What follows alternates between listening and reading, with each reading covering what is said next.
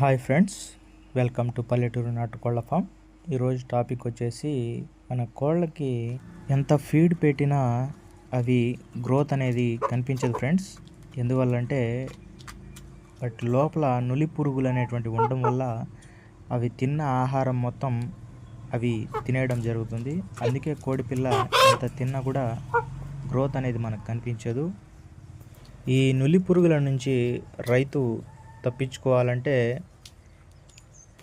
Veterinary షాపుల్లో albendazole కానీ స్కైవామ్ కానీ ఇలాగా డీవార్మింగ్ చేసేటువంటి మెడిసిన్ దొరకద్ది. అది తీసుకొచ్చి ప్రతి 3 నెలలు దాటిన కోడిపిల్లకి డీవార్మింగ్ చేసుకున్నామంటే కోడిపిల్ల కూడా చాలా హెల్తీగా గ్రోత్ రావడం జరుగుతుంది. ఏవైనా రోగాలు వచ్చినా కూడా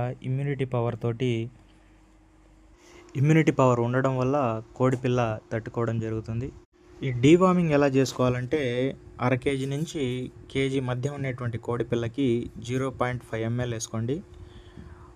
కేజీ నుంచి 2 కేజీల మధ్య ఉన్న కోడిపిల్లకి 1 ml ఇచ్చుకోండి. 2 కేజీలు ఆ పైన ఉన్నటువంటి కోడిపిల్లకి 1.5 ml ఇచ్చుకోండి. ఈ విధంగా డీవార్మింగ్ చేసుకున్నారంటే కోడిపిల్లలు హెల్తీగా మరియు రోగనిరోధక శక్తి పెరిగి త్వరగా గ్రోత్ రావడం జరుగుతుంది. ఈ డీవార్మింగ్ ఉదయం పూట చేసుకోండి, లేదంటే సాయంకాలం చేసుకోండి.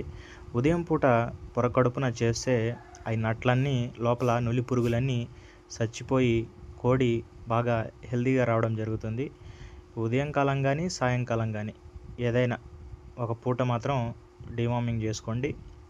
డీవార్మింగ్ చేసుకున్న తర్వాత కోడిపిల్ల గ్రోత్ మీకే అర్థమవుతుంది. డీవార్మింగ్ చేసుకున్నాక కోడిపిల్ల గ్రోత్ రావడమే కాకుండా అనేక రోగాల బారిన పడకుండా ఉండడం జరుగుతుంది. అదే మన డీవార్మింగ్ కానీ చేసుకోకపోతే ప్రతి 3 నెలలకు ఒకసారి డీవార్మింగ్ ఖచ్చితంగా చెయ్యాలి. ఒకవేళ చెయ్యకపోతే కోడిపిల్ల అనేటువంటిది గ్రోత్ రాదు.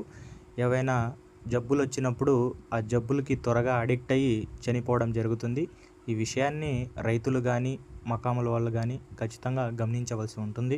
ఈ వీడియో మీకు నచ్చినట్లయితే మన ఛానల్ని సబ్స్క్రైబ్ చేసుకోండి. Thank you.